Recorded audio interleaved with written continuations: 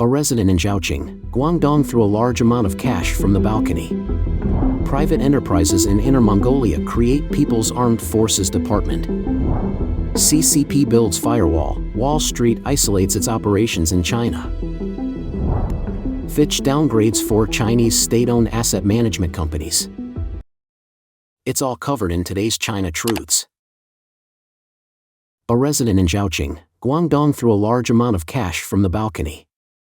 On the 3rd, a video circulating online depicted a resident of Shunjing Garden Community in Guangdong County, Zhaoqing, Guangdong, tossing a significant amount of cash from their balcony. Cash was strewn across the floor, but the nearby residents refrained from picking it up. A local merchant present at the scene informed Chinese media that indeed someone had thrown money at that time, but they were unaware of the reason, and no one dared to pick it up at the scene. A staff member from the Zhaoqing Municipal Public Security Bureau also confirmed receiving a report about the incident. On the morning of the 4th, a staff member from the propaganda department of the Guangdong County Party Committee stated that the family experienced heightened emotional swings due to some trivial matters. The money thrown was genuine, but there was no one around to seize the opportunity.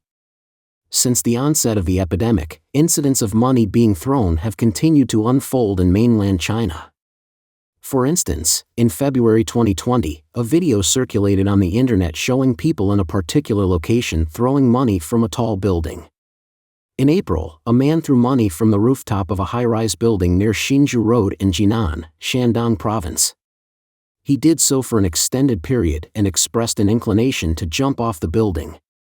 In January 2022, a man from Tianjin, restricted in Hangzhou, Zheoqing due to the epidemic, threw money into the streets while inebriated to vent his frustration. Private enterprises in Inner Mongolia create People's Armed Forces Department. According to a report by the Inner Mongolia Daily, Chinese dairy giant Ili Group formed its internal People's Armed Forces Department on December 29, 2023, referred to as the Armed Forces Department. This is the first private enterprise in Inner Mongolia to establish a People's Armed Forces Department. Local officials, including Bao Gang, secretary of the Hohhot Municipal Party Committee, Yang Zhaoqing, political commissar of the Inner Mongolia Military Region, and Huang Jiqiang, executive vice chairman of the Autonomous Region, participated in the unveiling ceremony. Huang Jiqiang expressed the hope that Ili Group's Armed Forces Department would remain mindful of its responsibilities and mission, leverage the political advantages and powerful influence of the party's management of the armed forces, and establish the Armed Forces Department with the same prominence and high quality as the Ili brand.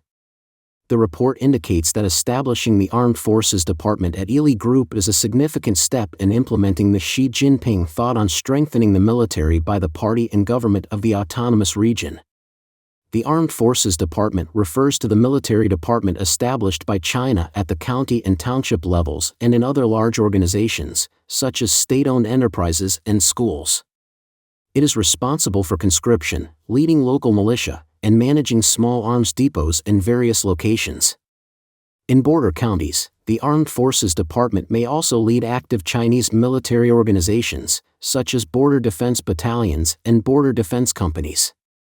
The People's Armed Forces Department has historically played 2 roles: as a militia, providing mobilizable forces during wartime, and as a monitoring and suppressing force against societal reactionary elements. As China's economy experiences a downturn, unemployment rates rise, and public discontent grows, many state-owned enterprises are re-establishing People's Armed Forces Departments internally, against the backdrop of Xi Jinping's emphasis on strong military thought. Notably, on August 1, 2023, Guangdong Huizhou Water Affairs Group Company, Limited, Huizhou Transportation Investment Group Company, Limited, and Huizhou Urban Construction Investment Group Company, Limited officially formed People's Armed Departments.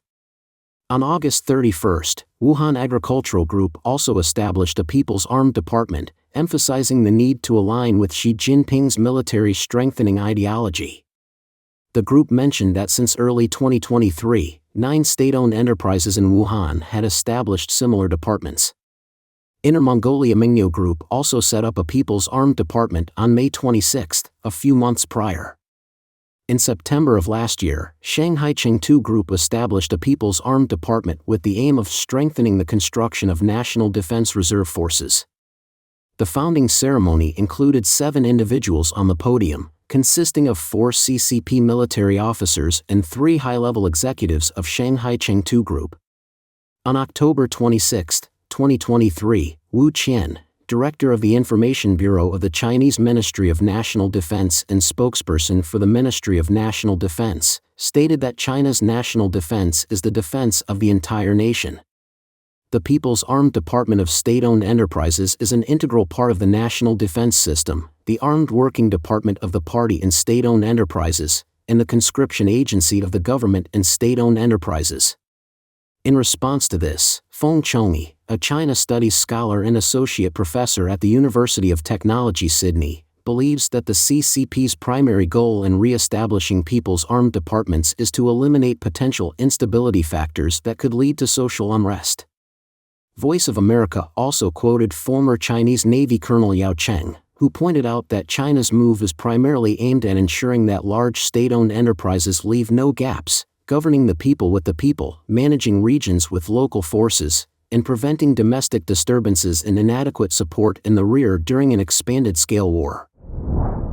CCP Builds Firewall, Wall Street isolates its operations in China. The Chinese Communist Party is building a firewall, causing Wall Street to isolate its business in China.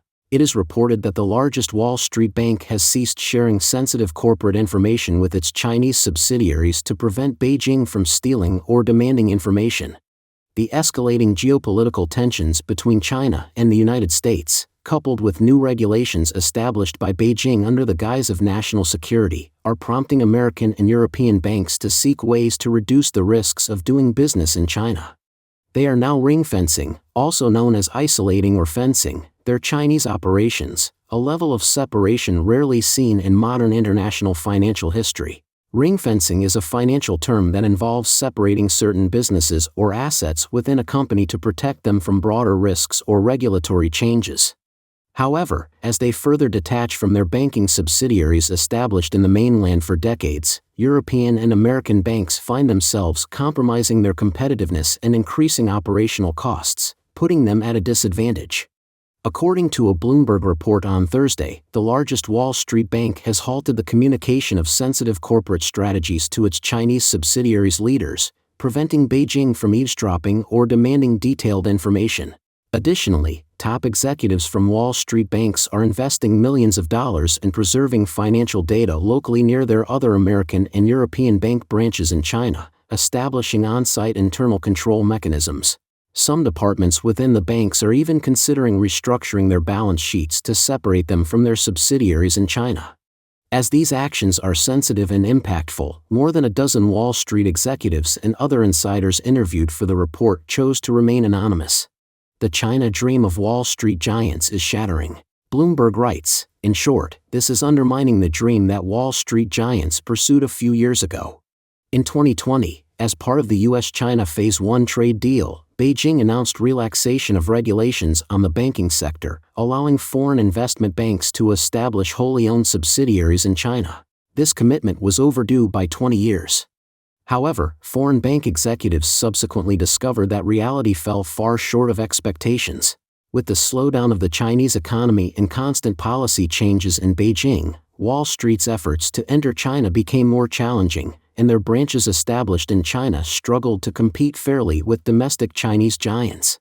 The most pressing concern for European and American banks is how to comply with the strict new regulations imposed by the Chinese Communist Party, which limit the cross-border transmission of data from mainland China. This has forced many foreign asset management companies to establish data centers in China, increasing operational costs and management obstacles. Bloomberg reported last December that Citigroup had to postpone its plans to establish a wholly owned securities business in China to address information separation and technology localization issues. Additionally, other companies such as Goldman Sachs and UBS have been working for years to address similar challenges. For these global banks, the complex financial systems they invested billions of dollars in building in the past are their advantage and can be used to trace money laundering or other illegal activities. However, because Beijing restricts the flow of China-related data internationally, these banks will be unable to perform these routine tasks. Furthermore, Beijing's new regulations may hinder the transmission of detailed customer information, internal financial data, and even employee information. According to industry estimates, the cost of managing such systems locally under CCP control could skyrocket by 30%. Fitch downgrades 4 Chinese state-owned asset management companies.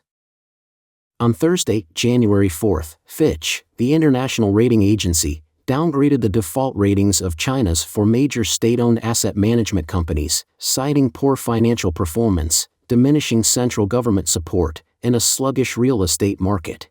Fitch lowered the issuer default ratings, IDRs, of China Cinda Asset Management and China Orient Asset Management from A to A-, and also downgraded the IDRs of China Huarong Asset Management and China Great Wall Asset Management from BBB+ to BBB. These 4 entities, commonly known as bad debt managers, emerged after the Asian financial crisis. The government's decades-long policy of providing loans to state-owned enterprises has brought the largest state-owned commercial banks to the brink of bankruptcy. However, it also presented an opportunity for these bad debt managers to expand, creating complex subsidiary structures for other financial ventures and borrowing substantial amounts from the bond market. Fitch analysts noted in a report, "The downgrade reflects our view that, considering the poor financial performance and inadequate capital controls of some asset managers, and the inconsistency in the Chinese Communist Party, CCP, government's supportive stance towards the sector, the government's inclination to provide timely extraordinary support to state-owned asset management companies has weakened." The report stated, "We believe these dynamics have diminished the ability of asset managers to effectively fulfill their policy roles of purchasing distressed assets within the system." Fitch also suggested the possibility of further downgrades for these 4 companies in the future. Fitch highlighted issues in China's real estate market and the slow economic recovery in 2023, posing additional challenges for asset managers. While rating agencies anticipate a recovery in the financial health of these companies, the speed of recovery is contingent on the revival of the real estate sector. China's real estate market has faced a downturn for 3 years, witnessing defaults from prominent developers like China Evergrande and Country Garden. The entire industry grapples with strict funding regulations and a decline in home buyer confidence. Official CCP data reveals that non-performing loans at Chinese commercial banks reached a record 3.2 trillion yuan, $447 billion, by the end of September 2023, under the prolonged economic downturn and the pressure from the real estate crisis. Don't forget to leave a comment in the section below to share your opinions on today's topic with us. Make sure to like and subscribe to see more interesting topics from China Truths.